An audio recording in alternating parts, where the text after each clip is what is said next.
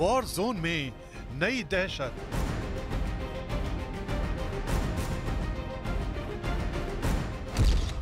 Iran के nuclear programme से डरे एक्सपर्ट।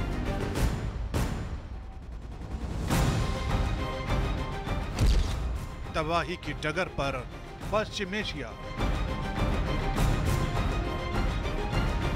ईरान और इजराइल के बीच जंग की जो चिंगारी भड़क चुकी है, उसकी तपिश पूरे पश्चिम एशिया के लिए एक बड़े खतरे की ओर इशारा कर रही है।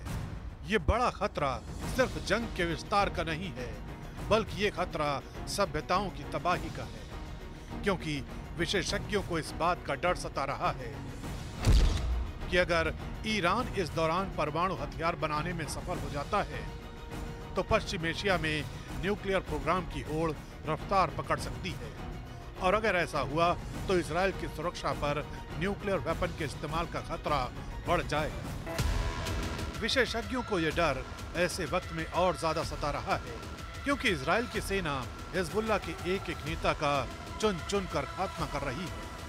पहले हसन नसरल्लाह को मौत के घाट उतारा गया और अब उसके उत्तराधिकारी को भी मार दिया गया है। यही वजह है कि इजराइल के साथ आक्रामक रवैये से तिलमिलाया ईरान अपने न्यूक्लियर प्रोग्राम को तेज कर सकता है।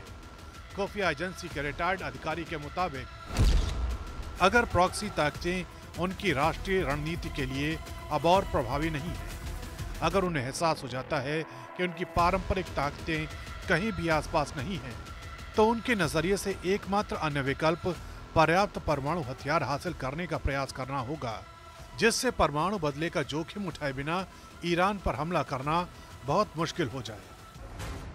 हालांकि ईरान लगातार यही दावा कर रहा है कि उसका न्यूक्लियर प्रोग्राम उसके नागरिकों के इस्तेमाल के लिए है, लेकिन अगर इजराइल ने हमला किया तो हालात बदल सकते हैं।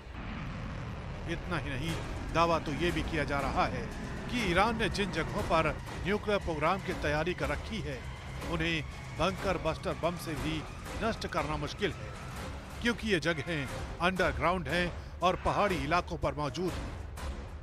एक आशंका ये भी जताई जा रही है कि अगर इजराइल इन ठिकानों पर हमले की कोशिश करता है तो या तो ईरान अपने परमाणु कार्यक्रमों को गहराई में छिपा सकता है, या फिर परमाणु अप्रसार संधि से बाहर हो सकता है। इसके अलावा ईरान खुद को परमाणु शक्ति भी घोषित कर सकता है, और अगर ऐसा हुआ तो तुर्की, सऊदी अरब और दूसरे खाड़ी देश भी इस दौड़ में शामिल हो सकते हैं, और ये हालात इजराइल के लिए बहुत बड़े खतरे की तरह साबित हो सकते हैं।